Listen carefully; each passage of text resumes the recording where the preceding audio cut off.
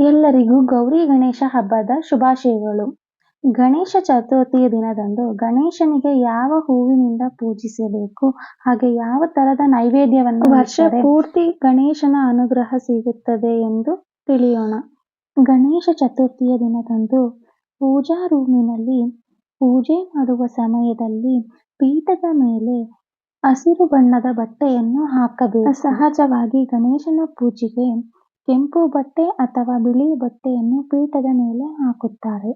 ಆದರೆ ಗಣೇಶ ಚತುರ್ಥಿಯ ದಿನದಂದು ಗಣೇಶನ ಅನುಗ್ರಹವನ್ನು ಸುಲಭವಾಗಿ ಪಡೆಯಲು ಹಸಿರು ಬಟ್ಟೆಯನ್ನು ಪೀಠಕ್ಕೆ ಹಾಕಿ ಅದರ ಮೇಲೆ ಎಕ್ಕದ ಗಣಪತಿಯನ್ನು ಇಡಬೇಕು.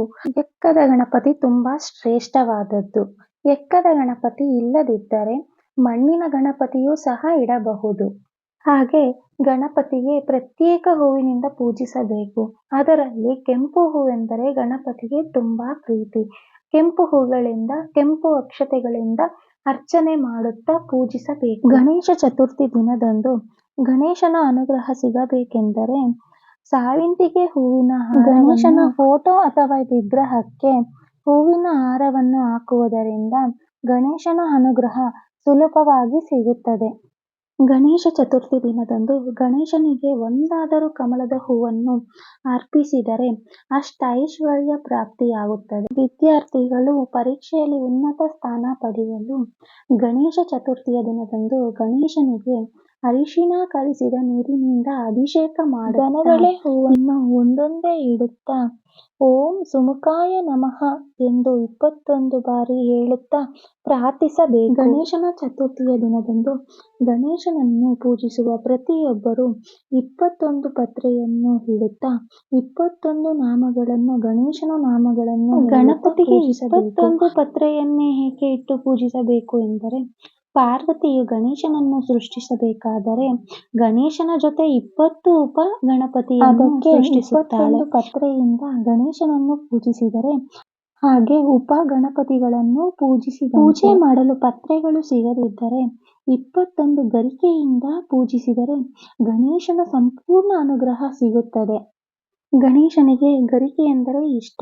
ಏಕೆಂದರೆ ಗಣೇಶ ಅಲನಾಸುರ ಎಂಬ ರಾಕ್ಷಸನ ಜೊತೆ ಯುದ್ಧ ಮಾಡಬೇಕಾದರೆ ಅವನನ್ನು ನುಂಗಿಬಿಡುತ್ತಾನೆ. ಆಗ ಗಣೇಶನಿಗೆ ಹೊಟ್ಟೆ ನೋವಿನಿಂದ ರಾಕ್ಷಸನು ವಿಪರೀತ ಸಂಕಟವನ್ನು ತರುತ್ತಾನೆ. ಅದಕ್ಕೆ ಎಲ್ಲಾ ದೇವತೆಗಳು ಅವನ ನೋವನ್ನು ಕಡಿಮೆ ಮಾಡಲು ಪ್ರಯತ್ನಿಸುತ್ತಾರೆ. ಅದು ಸಾಧ್ಯವಾಗದಿದ್ದಾಗ ಶಿವನ ಬಳಿ ಹೋಗಿ ಪ್ರಾರ್ಥಿಸುತ್ತಾರೆ. ಶಿವನು ಒಂದು ಸಲಹೆಯನ್ನು ನೀಡುತ್ತಾನೆ. ಅದು ಏನೆಂದರೆ ನೀರಿನಲ್ಲಿ ಗರಿಕೆಯನ್ನು ಬೆರೆಸಿ ಅದರಿಂದ ಎಲ್ಲಾ ದೇವತೆಗಳು ಅದರಂತೆಯೇ ಮಾಡುತ್ತಾರೆ. ಆಗ ಗಣೇಶನು ರಾಕ್ಷಸನನ್ನು ಅರಗಿಸಿಕೊಳ್ಳುತ್ತಾನೆ. ನಂತರ ದೇವತೆಗಳೆಲ್ಲರಿಗೂ ಅನುಗ್ರಹವನ್ನು ನೀಡುತ್ತಾನೆ ಎಂದು ಗಣೇಶ ಪುರಾಣದಲ್ಲಿ ಹೇಳಿದ್ದಾರೆ. ಗಣೇಶನಿಗೆ ಗರಿಕೆ ಎಂದರೆ ಇಷ್ಟ.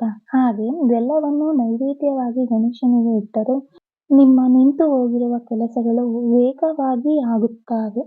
ಹಾಗೆಯೇ ಪೂಜೆ ಮುಗಿದ ನಂತರ ಗಣಪತಿಯ ಹತ್ತಿರ ಇರುವ ಗರಿಕೆಯನ್ನು ತಂದು ನಿಮ್ಮ ಹಣ ಇಡುವ ಜಾಗದಲ್ಲಿ ಅಥವಾ ಬೀರುವಿನಲ್ಲಿ ಇಟ್ಟರೆ ನಿಮ್ಮ ಹಣದ ಸಮಸ್ಯೆಗಳು ಗರಿಕೆಯನ್ನು ದಾರದಲ್ಲಿ ಕಟ್ಟಿ ಪೂಜಿಸಿದರೆ ಇನ್ನೂ ಬೇಗ ಅನುಗ್ರಹ ಸಿಗುತ್ತದೆ.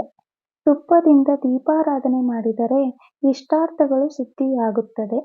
ನಾನು ಹೇಳಿರುವ ಮಾಹಿತಿ ನಿಮಗೆ ಇಷ್ಟವಾದರೆ ಲೈಕ್ ಮಾಡಿ, ಶೇರ್ ಮಾಡಿ, ಸಬ್ಸ್ಕ್ರೈಬ್ ಆಗಲು ಮರೆಯುವ ನಿಮ್ಮೆಲ್ಲರಿಗೂ ಧನ್ಯವಾದಗಳು.